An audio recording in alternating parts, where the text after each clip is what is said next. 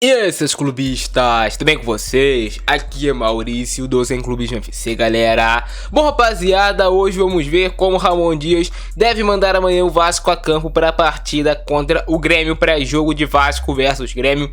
Amanhã o Vasco estreia de fato no Campeonato Brasileiro, ou começa mais um Brasileirão de sofrimento pra gente, ou começa um Brasileirão no qual o Vasco vai começar a dar a volta por cima no seu histórico de campeonatos brasileiros. Beleza, rapaziada? Deixa o seu like aí embaixo, é muito importante seu like pra você motivar a trazer conteúdo todos os dias aqui no canal. Não esqueça de compartilhar nosso vídeo nos grupos de Vasco de WhatsApp, e temos novidades nessa provável escalação do Vasco, ao que parece mudou tudo. Saiu no Globo Esporte a notícia de que o Vasco deve ter uma escalação totalmente diferente do qual o Vasco vinha treinando antes, né? Em cima da hora, o Ramon Dias deve mudar a escalação do Vasco para esse jogo contra o Grêmio e fazer uma escalação mais coerente com o que pensaria o torcedor, que eu penso na verdade de futebol também. Show? E vai fazer amanhã sua aposta em Vasco versus Grêmio. Sabe que é na PagBet, no primeiro link do comentário fixado. Na PagBet tu recebe valor, tu ganha aposta sem nenhuma complicação. Tu tem suporte humanizado 24 horas todos os dias. E na PagBet ainda acertou, tá pago, não tem erro. Bora pro vídeo. Então, rapaziada, saiu a notícia do Globo Esporte que o Vasco deve enfrentar o Grêmio com um 4-3-3 mais tradicional e não jogando com um esquema com 3 defensores, o que eu acho muito mais sábio, né, cara? Acho que aquele esquema tava batido, não iria dar certo, e ao que parece Ramon Dias também entendeu que o Vasco precisa de uma formação um pouco mais coerente dentro de campo, o famoso 4-3-3 defensivo, porque joga ali com tripé de volante. Beleza? O Vasco deve ter no gol mais uma vez o goleiro Léo Jardim.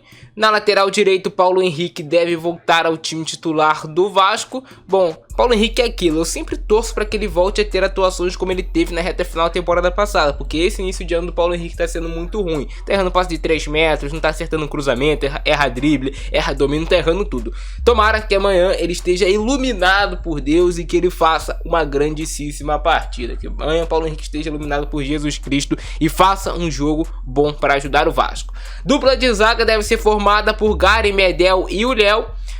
É uma dupla de zaga onde você tem o Medel, que é um jogador experiente e tudo mais, mas também não vive um momento tão bom. O Vasco acabou comprando o João Vitor por um valor bem caro para ele ficar no banco na temporada. É aquela parada que eu sempre falo com vocês, o Vasco muitas vezes gasta com jogadores que nem titular são no elenco. Você fica assim se perguntando por quê. E aí o Léo deve formar a dupla de zaga ao lado do Medel. O Léo, o zagueiro canhoto, vai jogar aqui pelo lado esquerdo e o Medel pelo lado direito. O Vasco não tem tanta força física nessa zaga, né, cara? É uma zaga onde ali o Vasco não tem aquela imposição física, por exemplo, que teria se jogasse o Maicon.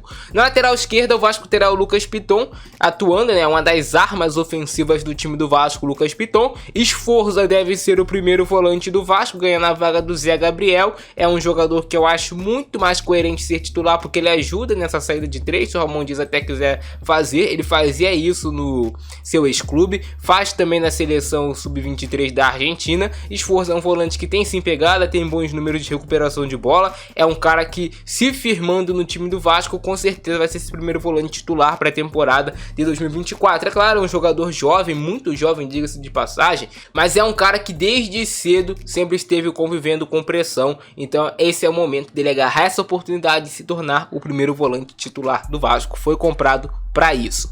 Galdames, que passou muito tempo descansando nesse período sem jogos do Vasco, deve ser titular. É o jogador ali do meio de campo talvez mais pensante, que tem um passe mais refinado, passe mais qualificado. Eu espero que o Galdames realmente esteja empenhado em jogar e, porra, mano, tem muitas vezes que falta pegada pro Galdames no meio de campo. Então eu acho que ele tem que ser firme nesse jogo e não dar espaço aos meio-campistas do Grêmio também. E aí, formando esse tripé de meio-campistas, o Vasco terá o Matheus Carvalho. Bom, quando você tem o Matheus Carvalho nesse tripé de meio-campistas, assim como você tem o Esforza e o Galdames, você tem um meio de campo em tese, onde você tem 3 volantes de marcação, mas todos eles têm um bom passe, todos eles sabem jogar. O Matheus Carvalho vinha fazendo ótimos jogos e estava já merecendo essa vaga no time titular do Vasco. Então o Carvalho estava vindo de boas atuações, então não tinha por que ele ficar no banco. Por exemplo, você dá outra oportunidade de novo pro Zé Gabriel. Porra, deixa o moleque jogar, tá jogando bem, jovem, jogador aí que tá querendo ganhar seu espaço no Vasco, sempre se entrega, dá vida em campo.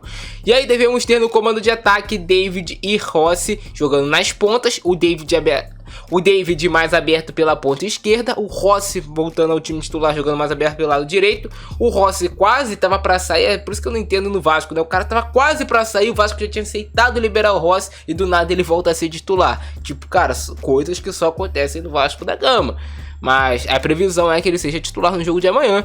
E aí o David na ponta esquerda, Rossi na ponta direita. Você vai buscar velocidade pelos lados do campo, vai buscar recomposição com Rossi, recomposição com David também na hora de marcar, fechar o meio de campo com Matheus Carvalho, Galdames, Sforza e o Verratti também voltar para recompor, que será o centroavante do Vasco. Aí ele abre mão de ter 2 centroavantes para ter 2 pontas, em tese mais rápidos, mais velozes, que vão ajudar também o time do Vasco, e um meio de campo mais forte, mais consistente. Assim o Vasco deve entrar em campo amanhã contra o Grêmio. É um jogo pro Vasco, se ganhar, a torcida manter os pés no chão, ganhamos o primeiro jogo, ok? Buscar a vitória no segundo, no terceiro e assim consecutivamente falando. O Vasco tem que buscar fazer uma campanha boa nesse Brasileirão, porque o torcedor não aguenta mais sofrimento, né, cara? O Vasco não terá o paê pro jogo de amanhã, mas deve ter pros próximos jogos no decorrer do Campeonato Brasileiro já. Beleza?